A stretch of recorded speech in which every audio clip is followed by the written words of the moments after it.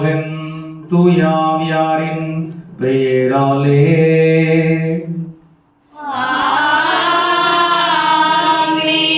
நம் ஆண்டவராகிய இயேசு கிறிஸ்துவின் அருளும் கடவுளின் அன்பும் தூயாவியாரின் நட்புறவும் உங்கள் அனைவரோடும் இருப்பதாக.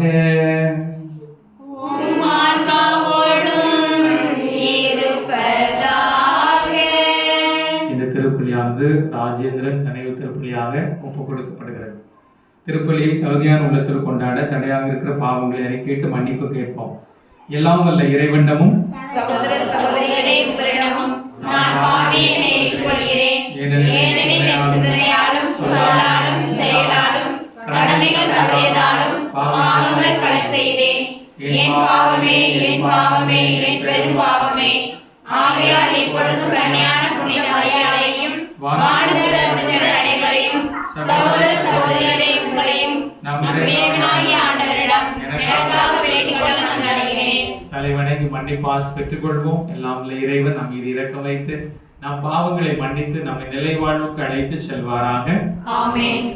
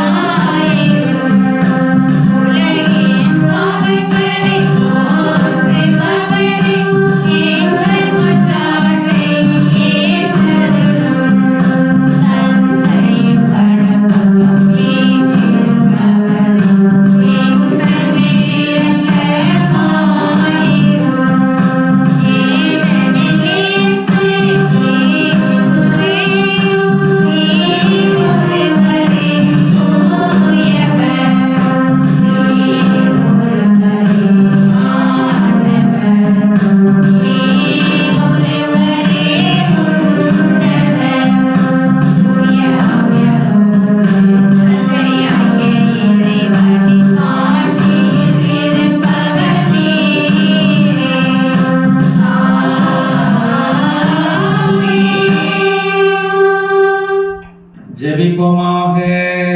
பேரிரக்கம் உள்ள எங்கள் ஆண்டவரே, எங்கள் பாதுகாவலில் புனித லூர்தன்னையின் திருநாளை கொண்டாடும் நாங்கள் உம்மை வேண்டுகின்றோம்.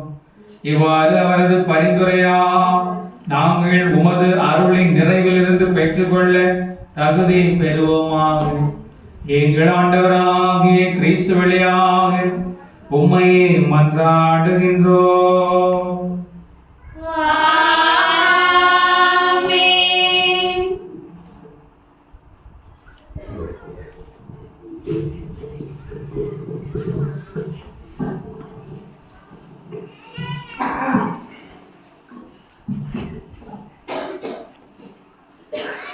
முதல் வாசகம். உன் ஒளி விடியல் போல் எழும். இறைவாக்கினர் எசையா நூலிலிருந்து வாசகம். அதிகாரம் 58. இறைவார்த்தைகள் 7 முதல் 10 முடிய. ஆண்டவர் கூறுவது: பசித்தோருக்கு உங்கள் உணவை பகிர்ந்து கொடுப்பதும், தங்க இடமில்லா வறியோரை உங்கள் இல்லத்திற்கு அழைத்து வருவதும், உடையற்றோரை காணும் போது அவர்களுக்கு உடுக்க கொடுப்பதும், உங்கள் இனத்தாருக்கு உங்களை மறைத்துக் கொள்ளாதிருப்பதும் அன்றோ நான் விரும்பும் நோன்பு. அப்பொழுது உன் ஒளி விடியல் போல் எழும். விரைவில் உனக்கு நலமான வாழ்வு துளிர்க்கும். உன் நேர்மை உனக்கு முன் செல்லும். ஆண்டவரின் ஆட்சி உனக்கு பின் சென்று காக்கும். அப்போது நீ ஆண்டவரை மன்றாடுவாய், அவர் உனக்கு பதிலளிப்பார். நீ கூக்குரல் இடுவாய், அவர் இதோ நான் என மறுமொழி தருவார். உன்னிடையே இருக்கும் நுகத்தை அகற்றிவிட்டு சுட்டி காட்டி குற்றஞ்சாட்டுவதையும் பொல்லாதன பேசுவதையும் நிறுத்திவிட்டு, பசித்திருப்போருக்காக உன்னையே கையளித்து வறியோரின் தேவையை நிறைவு செய்வாயானால், இருள் நடுவே உன் ஒளி உதிக்கும். இருண்ட உன் நிலை நண்பகல் போல் ஆகும். இது ஆண்டவர் வழங்கும் அருள்வாக்கு. இறைவனுக்கு நன்றி.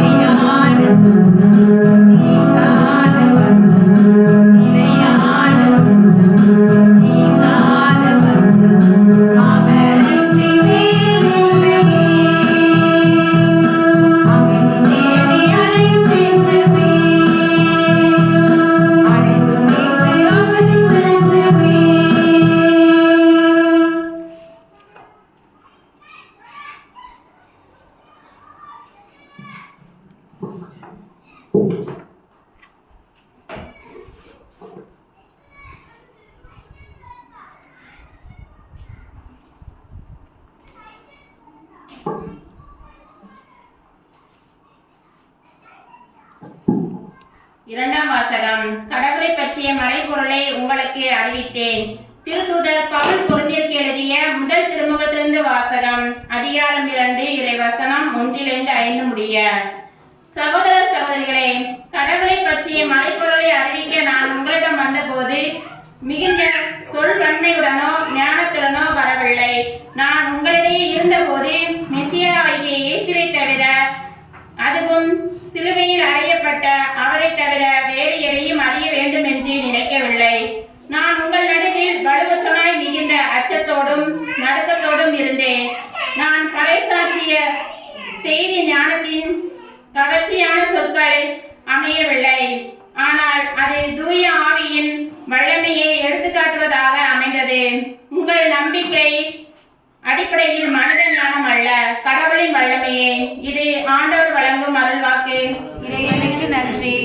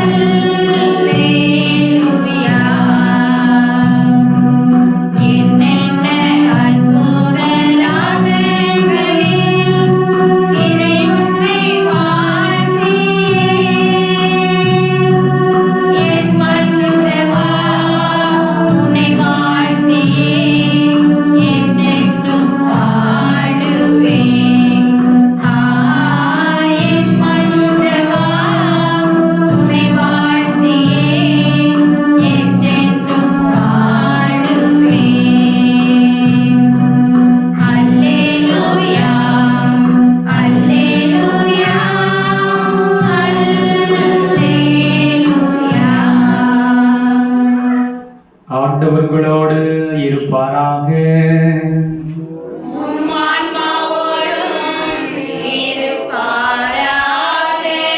மார்க் எழுதிய தூய நற்செய்தியிலிருந்து வாசகம்.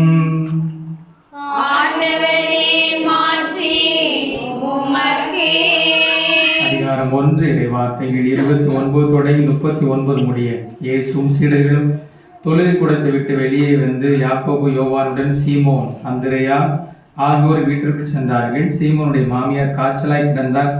உடனே அவர்கள் அதை பற்றி இயேசுடன் சொன்னார்கள். இயேசு அவர் அருகில் சென்று கையை பிடித்து அவரை தூக்கினார்.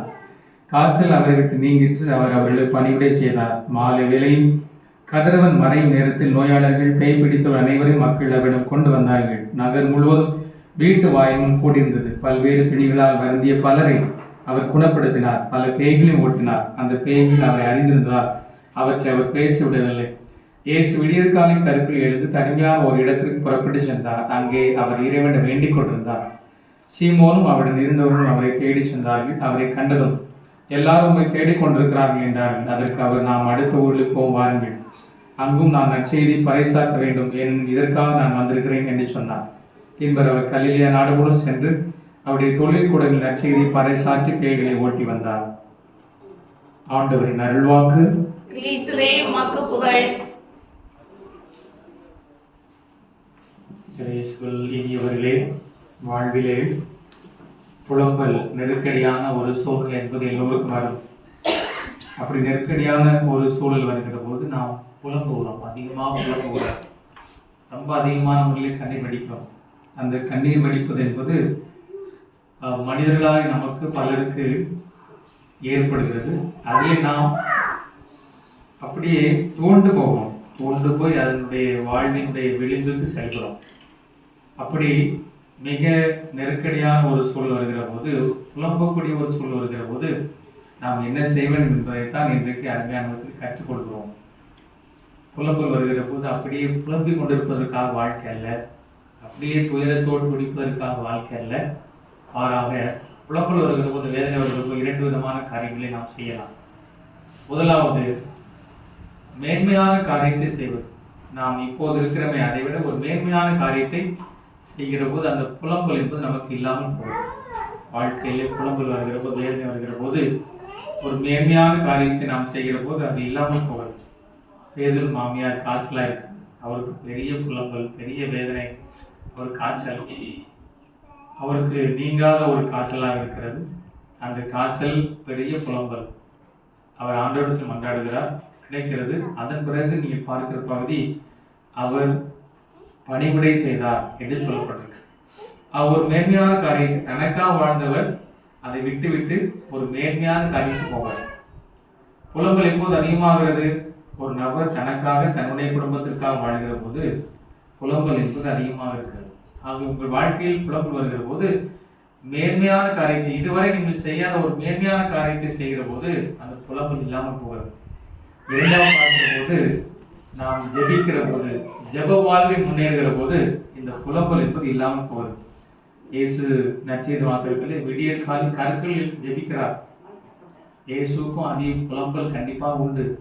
ஏனென்றால் மறைநூல் அறிஞர்கள் அவர் கூடவே சென்றார்கள் அவருக்கு குற்றம் கண்டுபிடிப்பதற்காக. பரிசேயர்கள் அவரை துரத்தி சென்றார்கள். எதற்காக? அவருடைய அந்த வல்ல செயலை முடக்கி போடுவதற்காக. பேய்களின் தலைவன் பெயல்சபூலை கொண்டு பேய் ஓட்டுறான் என்று சொன்னார்கள். இவன் எந்த அதிகாரத்தால் இவற்றை செய்கிறான் என்று சொன்னார்கள்.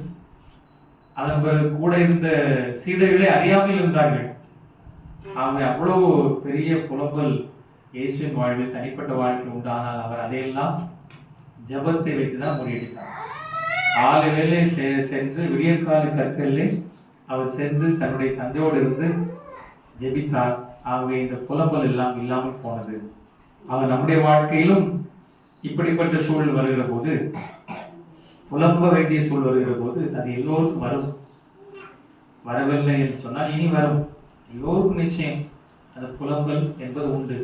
அப்படி வருகிற போது முதல்ல மேன்மையான காரியம், இரண்டாவதாக இறைவனை நாடு, ஜெபவால், இவற்றில் வருகிற போது சிறப்பாக அந்த புலம்பலை நாம் பூரிப்பாக மாற்ற முடியும். அது புன்னகையாக மாறும், அது வெற்றியாக மாறும். ஆகவே நாம் சந்திக்க இருக்கிற இந்த புலம்பல் அதையெல்லாம் நம்முடைய மேன்மையான செயலால், ஜெப வாழ்வால் முறியடிப்போம், வெற்றி காண்போம். ஆமென்.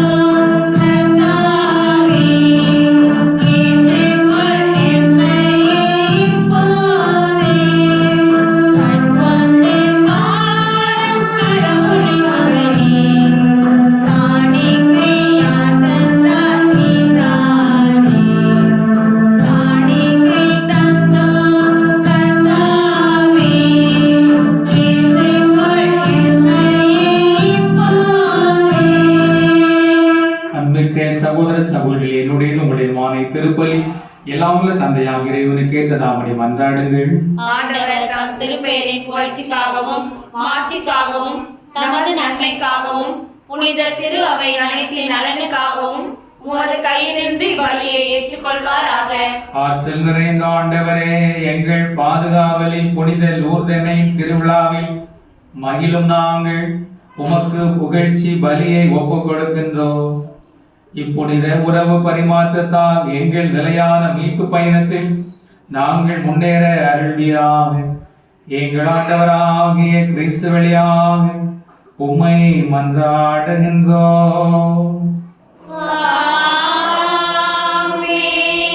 ஆண்டவர் உங்களோடு இருப்பாராக, உம் ஆன்மாவோடும் இருப்பாராக. எங்களை மேலே எழுப்புங்கள். ஆண்டவரிடம் எழுப்பியுள்ளோம். நம் இறைவனாகிய ஆண்டவருக்கு நன்றி கூறுவோம். அது தகுதியும் நீதியும் ஆனது. ஆண்டவரே, தூயவரான தந்தையே, என்றுமுள்ள எல்லாமுள்ள இறைவா, இந்நாளும் எவ்விடத்திலும் நாங்கள் உமக்கு நன்றி செலுத்த எப்போதும் கண்ணியான எங்கள் பாதுகாவல் புனித லூர்தனை 3ஆம் திருவிழாவில் நாங்கள் உண்மை போற்றி புகழ்ந்து மாட்சிப்படுத்துவோம். மெய்யாகவே தகுதி நீதியுமாகும் எங்கள் கடமை மீட்புக்குரிய செயலுமாகும். தூயாவி நிலையில்தான் அந்த அன்னையுடைய ஒரே திருமகனை கருத்தாகி தமது கண்ணிமை மாற்றி நிலைத்திருந்து நிலையான ஒளியாக எங்கள் ஆண்டவர் இயேசு கிறிஸ்துவை உலகிற்கு அளித்தார். அவர் வழியாகவே உமது மாண்பை வாழ்ந்தவர் புகழ்கின்றனர். தலைமை தாங்கோருமை வழிபடுகின்றனர். அதிகாரம் செலுத்துவோரும் திரும்ப நடுங்குகின்றனர். வானங்களும் அவற்றுள்ள ஆற்றலும் சிராபையும் ஒன்றுபடி அக்களித்து கொண்டாடுகின்றனர். அவரோடு எங்கள் குரலையும் சேர்த்துக் கொள்ளுமாறு நாங்கள் உண்மை தாழ்மையுடன் இறைஞ்சி புகழ்ந்து பாடுவதாவது: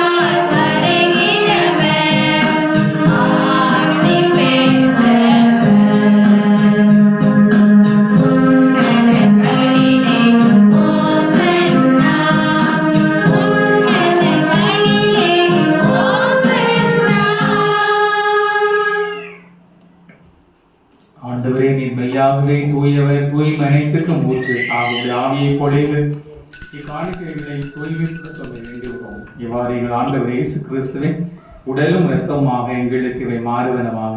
அவர் பாடுபட உலங்கனி தம்மை கையளித்த போது அப்பத்தை எடுத்து நன்றி செலுத்தி அதை பிடித்து தம் சீடர்களுக்கு அளித்து கூறியதாவது: அனைவரும் இதிலிருந்து பெற்று உண்ணுங்கள், ஏனெனில் இது உங்களுக்காக கையளிக்கப்படும் என் உடல்.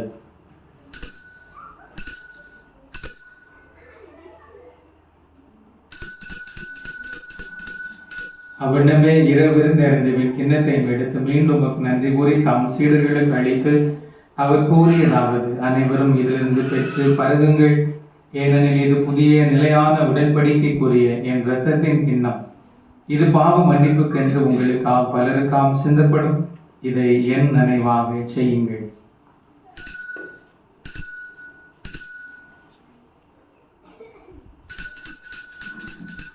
நம்பிக்கையின் மறைபொருள்: ஆண்டவரே, நீர் வருமளவும் உமது இறப்பினை அறிக்கையிடுகின்றோம், உமது உயிர்ப்பினையும் எடுத்துரைக்கின்றோம்.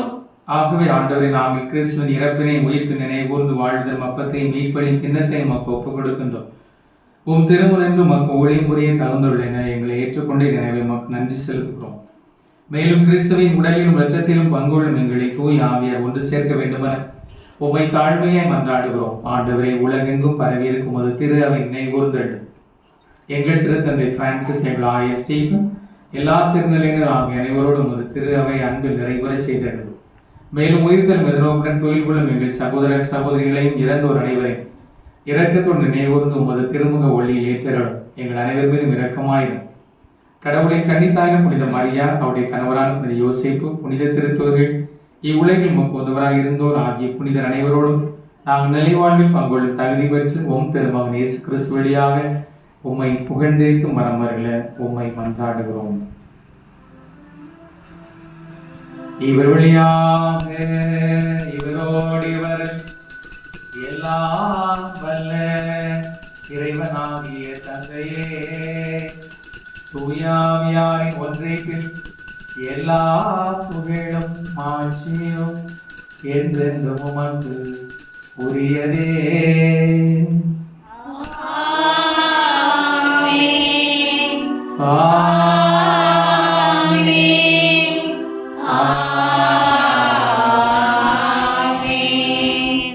அனைவரும் எழுந்து நம்முடைய புலம்பலை பூரிப்பாக கடவுள் மாற்ற, நம்முடைய வேதனையை கடவுள் சாதனையாக மாற்ற, நம்முடைய வெறுமையை கடவுள் பெருமையாக மாற்ற ஆண்டவருக்கு வரம் கேட்டு மன்றாடுவோம். இந்நுழையில் இருக்கிற எங்கள் தந்தையே, உமது பெயர் தூயது என போற்ற பெறுக, உமது ஆட்சி வருக, உமது திருவுளம் விண்ணுலகில் நிறைவேறுவது போல மண்ணுலகிலும் நிறைவேறுக. எங்கள் அன்றாட உணவை இன்று எங்களுக்கு தாரும். எங்களுக்கு எதிராக குற்றம் செய்வோரை நாங்கள் மன்னிப்பது போல எங்கள் குற்றங்களை மன்னியும். எங்களை சோதனைக்கு உட்படுத்தாதேயும், தீமையிலிருந்து எங்களை விடுவித்தருளும். ஆண்டவரை, தீமை அனைத்துமிருந்து எங்களை விடுவித்து எங்கள் வாழ்நாளில் அமைதியை கனிவுடன் இருந்த உம்மை மன்றாடுகிறோம். உமது இரக்கத்தின் உதவியால் நாங்கள் பாவத்திலிருந்து எப்போதும் விடுதலை பெற்று யாதொரு கலக்கமின்றி நலமாயிருப்போமா. நாங்கள் எதிர்நோக்கி இருக்கும் பேரின்பத்திற்காகவும் என் மீட்பராக இயேசு கிறிஸ்துவின் வருகைக்காகவும் காத்திருக்கின்றோம். ஏனெனில் ஆட்சியும் வல்லமையும் மாட்சியும் என்றென்றும் உமதே.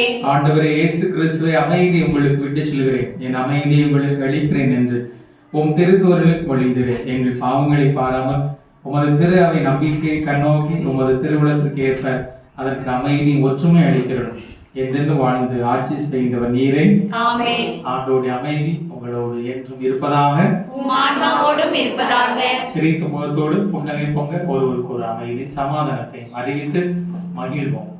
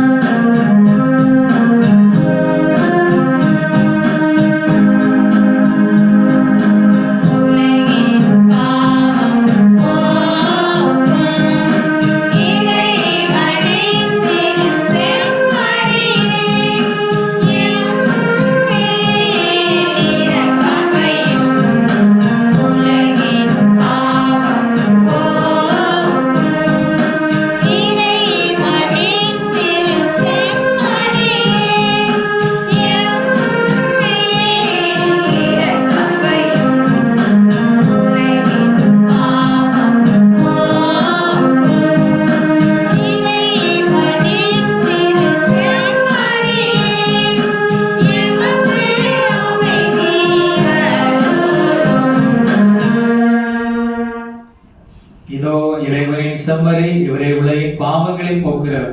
இந்த செம்மறியின் விருந்துக்கு அழைக்கப்பட்ட நாம் அனைவரும் பேர் பெற்றோர். ஆண்டவரே, நீர் என் நிலத்தில் எழுந்தருள நான் தகுதியற்றவள்.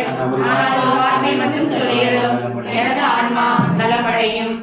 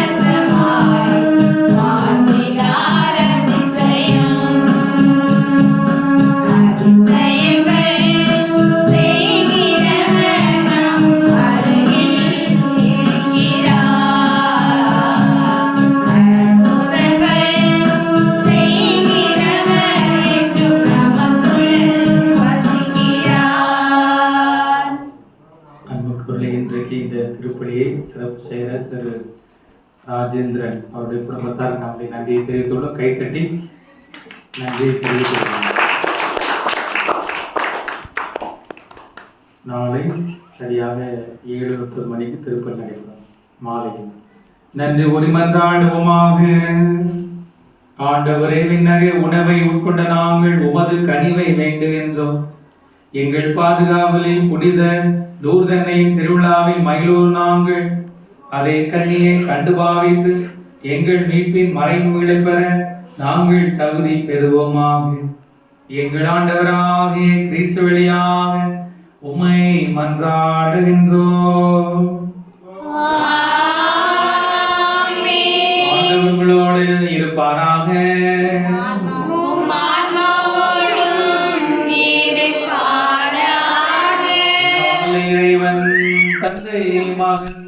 தூயாவியா நம் அனைவரையும் ஆசீர்வதிப்பாராக.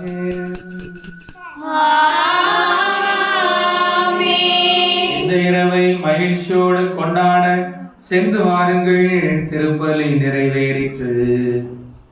இறைவனுக்கு நன்றி.